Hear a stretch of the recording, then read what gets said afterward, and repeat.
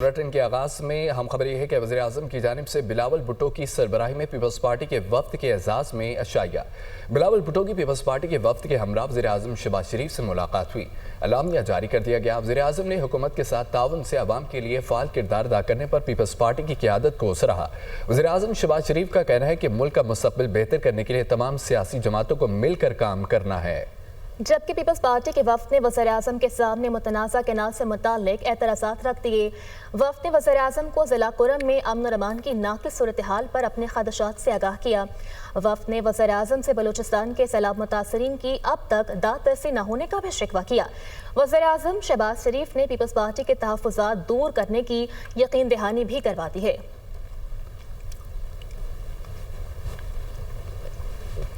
तहरीक इंसाफ और JUI वफ्द के माबैन मुलाकात हुई है। सलमान अकरम राजा ने बानी PTI का पैगाम मौलाना फजल रहमान तक पहुंचाया है। सलमान अकरम राजा का कहना है यही वक्त है मौलाना फजल रहमान अपोजिशन इत्तेहाद का हिस्सा बने।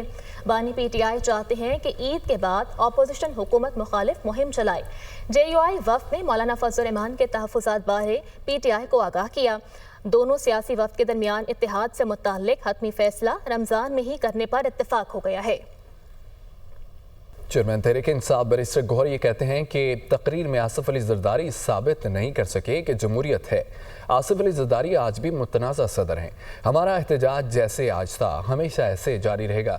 हमेशा फैसले ऐवान से बाहर होते रहे। ऐवान को फोकियत नहीं दी गई। अपोजिशन लीडर कौमी असम्बली उमर अयूब का यह कहना है कि आसिफ अली जरदारी ने कोई अच्छी बात नहीं की। पीपल्स पार्टी ने सिंध में करप्शन के रिकॉर्ड तोड़ दिए हैं। ये पीका एक्ट में फॉर्म 47 की हुकूमत के साथ खड़े रहे। मौजूदा हुकूमत इक्तिसादी तौर पर नाकाम हो चुकी है। यूनिफाइंग करने वाली स्पीच जरदारी की नहीं थी।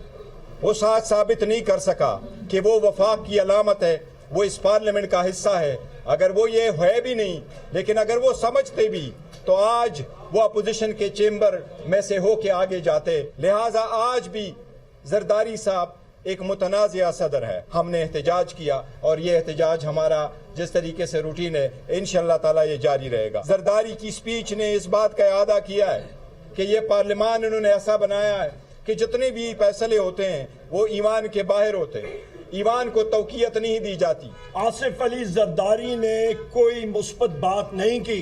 पीपल्स पार्टी का देखें, सिंध में इन्होंने करप्शन के धज्जियां उड़ा दिया। इन्होंने जो अरूज पहुंचा दिया सिंध में करप्शन का। पिकअप बिल में हुकूमत के साथ ये जो आपकी फॉर्म 47 शहबाज शरीफ की हुकूमत है इसके साथ मिले हुए थे। करप्शन अपनी इंतहा पे। ये खुशियां मना रहे हैं कि महंगाई कम हो गई है। 2 साल में SIFC ने क्या किया है? 0 इन्होंने पूरा स्ट्रक्चर IT का खत्म कर दिया। कोई इन्वेस्टमेंट IT स्ट्रक्चर में नहीं आ रही। नाज़रीन, वज़ीर आला पंजाब मरियम नवाज़ का ये कहना था कि अपोजिशन में बदतमीज़ी बदतहज़ीबी की बुनियाद रखी है। इसका निशाना अब ये खुद बन रहे हैं। इस बदतमीज़ी और बदतहज़ीबी ने कुछ नहीं दिया। लोगों को समझ आ गई है कि बदतमीज़ी बदतहज़ीबी और खिदमत में क्या फ़र्क है। पार्लियामेंट में मीडिया से गुफ्तगू के दौरान मज़ीद क्या कहा, सुनिए। मैं तो ऑनेस्टली ये फील करती हूँ कि ये बदतमीजी की बदतहजीबी की बुनियाद इन्होंने रखी है और इसका निशाना अब ये खुद बन रहे हैं। ये एक डाइंग चीज़ है जो ख़त्म हो रही है और जल्दी ख़त्म हो जाएगी और फिर इसने अपनी जो लाइफ साइकिल है वो पूरी कर ली है। ये इसको थ्रेट इमरान खान का खात्मा समझे? नहीं, मैंने ये बिल्कुल नहीं कहा। ये क्या बात, मैंने तो बदतमीजी और क्योंकि लोगों में शऊर आ गया। लोगों इस बदतमीजी और बदतमीजी ने लोगों को कुछ नहीं दिया। लोगों को तरक्की चाहिए, लोगों को अपने मसाइल का हल चाहिए, लोगों को महंगाई में कमी चाहिए। और अब जब वो ये देख रहे हैं कि इकोनॉमी इम्प्रूव कर रही है, हालात इम्प्रूव कर रहे हैं, तो उनको समझ आ गई है कि बदतमीजी बदतहजीबी और खिदमत में क्या फ़र्क है। पाकिस्तान नाजुक हालात से गुजर रहा है। दुश्मन ताकतें नहीं चाहती कि पाकिस्तान तरक्की करे। हमने इत्तेहाद कायम रखना है। पाकिस्तान होगा तो हम हैं और हमारी सियासत है। हमें अपनी सफ़ों में इत्तेहाद कायम करके अंदरूनी मसाइल को सड़कों पर नहीं हल करना। गवर्नर सिंध कामरान खान टेसूरी ने कराची में मीडिया से गुफ्तगू करते हुए कहा कि सब लोग मेहनत कर रहे हैं, मुल्क के हालात बदल रहे हैं। हमने तरक्की के रास्ते पर चलने का आज़म किया है। 77 साल गुजरने के बावजूद अवाम को मुआशी तौर पर मुस्तहकम नहीं किया गया। मेरे पास इख्तियार नहीं है, फिर भी इतना ज़्यादा काम कर रहा हूँ। जिस दिन इख्तियार होगा तो फिर दमादम मस्त कलंदर होगा। منفی پروپیگنڈے میں ملوث پی ٹی آئی کے 25 افراد آج دوبارہ جی آئی ٹی میں طلب۔ ذرائع کے مطابق سلمان اکرم راجہ، رؤف حسن، فردوس شمیم نقوی، خالد خورشید طلب کیے گئے۔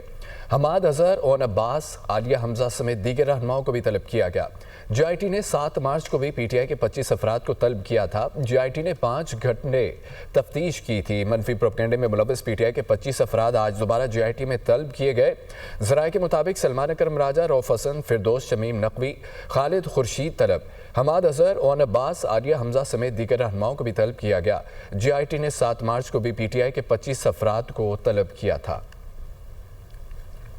عالمی منظرنامے سے خبر یہ ہے کہ سعودی ولی عہد محمد بن سلمان سے امریکی وزیر خارجہ مارکو روبیو کی ملاقات ہوئی ہے۔ عرب میڈیا کے مطابق ملاقات میں یوکرین جنگ کے خاتمے کے حوالے سے اتبادلہ خیال۔ مذاکرات کا مقصد روس یوکرین جنگ کے خاتمے کی راہ ہموار کرنا ہے۔ امریکی وزیر خارجہ روس یوکرین تنازع کے حوالے سے سعودی عرب پہنچ گئے ہیں۔ امریکی وزیر خارجہ کی یوکرینی حکام کے ساتھ آج ملاقات متوقع ہے۔ یوکرینی وفد سے ملاقات میں مشیر قومی سلامتی مائک والٹز بھی شامل ہوں گے۔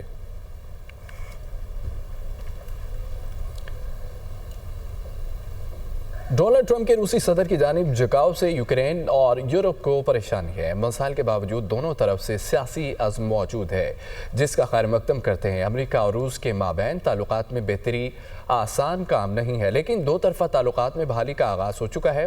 ترجمان کورلین کی گفتگو۔